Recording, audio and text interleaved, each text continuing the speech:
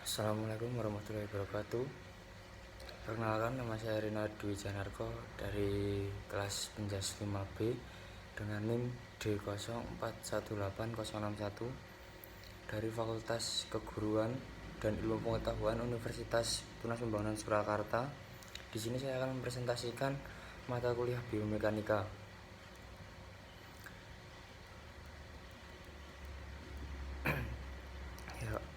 Yang pertama yaitu pengertian biomekanika. Biomekanika merupakan salah satu dari 4 bidang penelitian informasi ergonomi, yakni penelitian tentang kekuatan fisik manusia. Mekanika adalah salah satu cabang ilmu fisika yang mempelajari gerak dan perubahan bentuk materi yang diakibatkan gangguan mekanik yang disebut gaya. Biomekanika adalah kombinasi antara disiplin ilmu mekanika terapan dan ilmu-ilmu biologi, fisiologi. Dalam biomekanika menyangkut tubuh manusia dan hampir semua tubuh makhluk hidup. Pengertian biomekanika menurut ahli. Yang pertama itu ada Hadze. Pengertian biomekanika adalah ilmu yang mengkaji tentang struktur dan fungsi sistem biologi dengan menggunakan pengetahuan metode mekanika. Yang kedua itu Hayes, yang mengartikan biomekanika adalah ilmu yang mengkaji tentang gaya-gaya yang terjadi pada struktur biologi dan efek yang dihasilkan oleh gaya tertentu. Manfaat biomekanika. Yang pertama itu untuk mengetahui konsep ilmiah dasar yang diaplikasikan dalam bentuk gerak manusia. Yang kedua, mampu memahami perkembangan gerak dasar. Terus yang ketiga, mampu menerapkan suatu bentuk yang sesuai dengan karakteristik fisik seseorang dalam berolahraga dengan baik dan benar. Dan manfaat-manfaatnya masih banyak lagi. Untuk secara singkatnya berikut beberapa manfaat biomekanika antara lain. Yang pertama, kecepatan gerak meningkat atau bisa berlari, berenang dan lain-lain. Yang kedua, lebih banyak kekuatan untuk melompat, memukul, mengangkat dan lain sebagainya. Yang ketiga, membantu menghilangkan ketidakseimbangan otot. Yang keempat, mengurangi keausan pada sendi dan ligamen. Yang kelima itu peningkatan bentuk dan teknik khusus olahraga. Kinematika gerak. Kinematika gerak adalah cabang dari biomekanika tentang studi gerakan dengan mengacu pada jumlah waktu yang dibutuhkan untuk melaksanakan kegiatan tersebut. Macam-macam gerak. Yang pertama itu gerak semu atau relatif.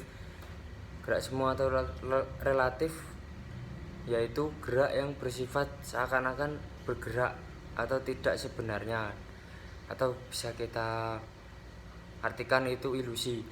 Untuk gerak ganda. Yang kedua, gerak ganda yaitu suatu gerak yang terjadi secara bersamaan terhadap sebuah benda-benda yang ada di sekitarnya. Untuk yang selanjutnya atau yang ketiga, gerak lurus. Gerak lurus yaitu gerak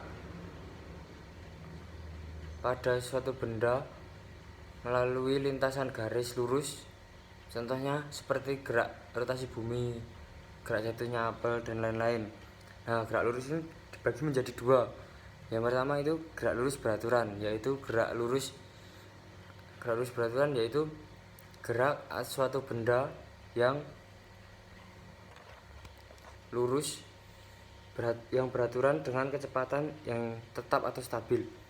Untuk yang kedua, gerak lurus berubah beraturan, yaitu suatu gerak benda yang tidak beraturan dengan suatu kecepatan yang berubah-ubah dari waktu ke waktu.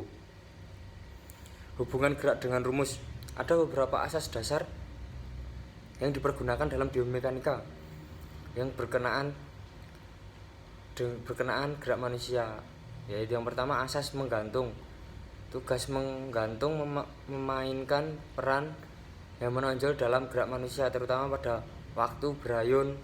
Maka gerak ke atas tergantung dari momentum yang dihimpun saat ke bawah karena adanya gerak tarik bumi. Yang kedua adalah asas mendukung. Gerak tubuh yang berkenaan dengan mendukung atau menghambat sering dijumpai saat melakukan gerakan, contohnya lompat. Terus yang ketiga itu asas keseimbangan atau balancing. Keseimbangan erat dengan hubungan gravitasi bumi. Untuk hukum Newton sebagai pendukung gerak, yang pertama hukum Newton 1 atau hukum kelembaman.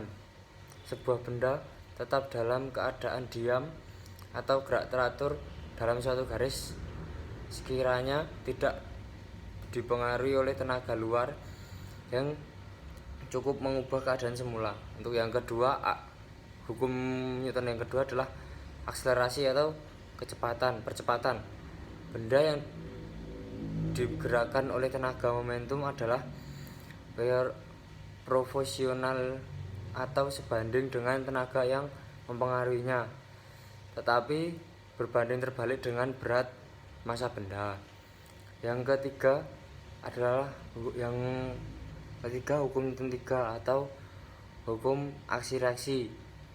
Setiap ada aksi pasti ada reaksi yang arahnya berlawanan. Sekian presentasi dari saya, kurang lebihnya mohon maaf. Wassalamualaikum warahmatullahi wabarakatuh.